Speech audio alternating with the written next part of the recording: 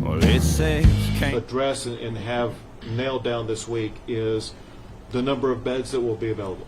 We've seen in situations, whether it be in other states or other countries, about pressing needs for beds.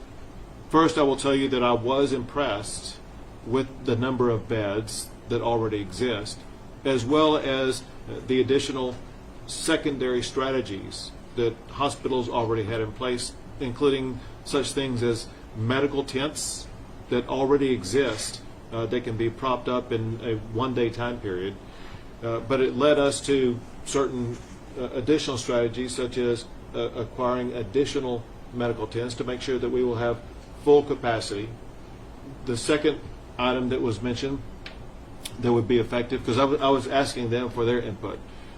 They said that they could quickly upstand recently closed hospitals, medical centers, quick clinics, these standalone ERs, things like that, that are fully equipped to handle something like this, that could be turned around very quickly. In addition, there are other, if you would, pop-up temporary facilities that could be located at hospitals. And then I inquired about something that we already have in our inventory, and that is standalone, empty motels or hotels. They are very useful for single-person bedrooms that have a bathroom in it, for people who have tested positive with COVID-19 but are not in critical care condition. We need the hospitals to be available to take care of everybody who has a critical care need, but we also need other facilities available for people who tested positive for COVID-19 who need isolation. And so when you aggregate all of this together, we see and believe that we have plentiful supply of resources at different care needs that will be able to address what could be a significant increase in the number of people who are both testing positive for COVID-19, those who have minimal consequences of it, and those who have critical consequences from it. Do you have a number? We didn't come up with a raw number simply because there are easy example. We have a whole lot of hotel facilities offered to us, and we haven't added up all the bed numbers. I didn't do the multiplying factor of all these emergency medical tents that could be set up immediately, and so we didn't do the math of adding it all up. But what the conclusion was, we have a plentiful supply to address the needs that we believe that we will be facing in Texas. Governor, I spoke with the James family this morning, and I asked them if they had any questions they wanted me to ask you. Sure. And what they said, they're very upset that they could not get an expedited test on Mr. James. They want to know, are you going to make changes and ensure that there's expedited testing for elderly people such as he was, who show symptoms of COVID-19 but have not traveled internationally? Sure. Very important, because what you're asking is a medical question, and so I think it's always best for medical questions to be answered by doctors. We have the chief doctor who's in charge of this for the state of Texas with us right here, and that is Dr. Hellerstedt. So it's important that he be able to answer that medical question. Very good. So we are expanding our testing capacity, and right now, for instance, I'm most familiar with the public health testing system. And it is really pretty much up to date, if you will, in terms of being able to receive a test and have a timely turnaround. And what we're making sure that we have is the understanding out there of who qualifies for testing. So for one thing, it's still important that the person has symptoms. We simply can't test people who don't have symptoms. It's not a good use of that resource, no matter how plentiful that resource would be. And I could give you reasons why that's the case medically, but basically we're looking for people who have symptoms. Right now then, we combine, do they have symptoms and do they have some risk factor? And that risk factor could be travel, as it has been in the past. That risk factor could be exposure to a known case. But also we've expanded that, and the CDC has expanded it, to seriously ill persons in a hospital who don't have a known cause for the illness. We hope also to additionally expand that more broadly to populations, if you will, that are at risk, such as people who are elderly or have serious underlying medical conditions. But all of that is a function of our capacity and our ability to get the necessary things that we need. You're seeing an example of the collection kit swabs. We're very relieved to see that we now have an increase in that availability. And then likewise in the public health system, we're doing everything we can to expand that testing capacity. I'm happy to say it works well, and we have short turnaround times. And then what we hope is coming online very soon is a massive increase in testing capacity based on private laboratories that will be able to do literally thousands of tests a week.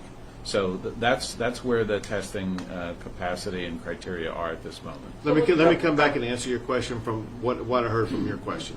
And I'm not going to talk as a doctor. I'm going to tell you what I have learned from practical experience from people that I have known who have taken the test.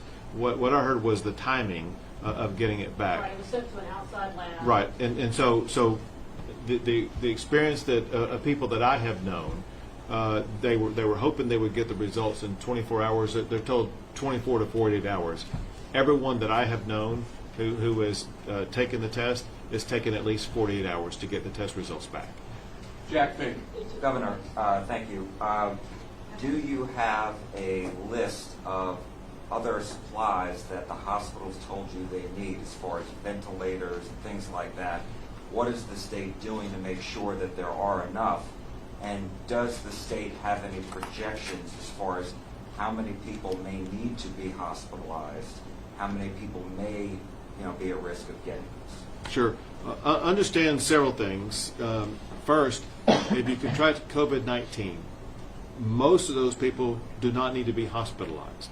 I'm going to just tell you, not my advice, but the advice that's been provided to me both by doctors as well as the hospital officials that I talk to, and that is the appropriate treatment regimen or strategy for someone who's been diagnosed with COVID-19 is isolation at their home. And the only reason why you would not do that isolation at home would be if being at home would cause you to expose yourself to, let's say, a lot of other family members or a whole lot of people who may be coming in, which would be a reason why maybe a hotel room would be a workable solution if other standards were established. So the large majority of the people who will test positive for COVID-19 are not going to need access to things like ventilators or respirators or things like that. With regard to our availability of those resources, in the information that I received from the hospital officials, they felt satisfied with the number, but we always have a need for more. I have been in conversations with federal officials at the highest level to make sure that Texas will be receiving more ventilators and respirators as well as other equipment that is needed for those patients who do categorize as critical care patients. Last Governor, question I would right like here. to ask you a question, sir, to please speak to the fear, particularly in the immigrant community throughout the state. Some folks may be scared that maybe they are sick, maybe they do have these symptoms, but they're scared to come forward to get tested because they don't know what is going to be asked of them. So maybe they're continuing to work. Maybe that would then obviously make it worse when it comes to the spread. So I'd like to get your message to the immigrant community, please, sir. And also, I would like to know if ICE is continuing to do their jobs as far as detaining criminal undocumented people. Sure. First, the message is actually exactly the same to the immigrant community as well as the non-immigrant community, because the questions that are asked are the same. They're all medical questions. And Dr. Helderstedt went over them. I'll repeat basically the questions a person's going to be asked. And that is, what are your symptoms? And they will seek to determine whether or not somebody has symptoms that are consistent with COVID-19. If they don't, they're not going to be getting a test. If they do have symptoms, then several other medical related questions will be asked of them to assess whether or not they would be getting a COVID-19 test. The test would be, right now the standard is basically based upon a prescription by a doctor that would qualify the person for a test. And so there's no other different types of background questions that are being asked. As far as what ICE is doing, you'll have to talk to the federal government and ask ICE about What is that. your message, sir, to people in the immigrant community, though? Well, it's just that, again, the message is the same to everybody. We want everybody who needs to be tested to get tested. You should have no fear about that whatsoever. If you think that you may have COVID-19, we want you to go through the process of trying to get tested. I will add something else that also is very important, and that is that not everybody may have health care insurance. COVID tests are being provided for free. Cost is not an obstacle to being able to get a COVID-19 test. If you don't know where to go for the test, contact your local health care authority, which is the governmental authority, the Tarrant County Local Health Care Authority if you're in Tarrant County, and they can tell you where, when, and how you can get a test. Sometimes it's at the local health care authority. If not, you can call 211, and 211 can provide information about where your local health care authority is, where testing can be done, and then in addition to that, low cost or no cost COVID-19 tests that could be provided. Thanks, guys. We got on. Appreciate it. Down in front, down in front. Down. One thing about, as far as our press conference that I mentioned, that will be at 3 o'clock in the Commissioners Court Administration Building on the 5th floor.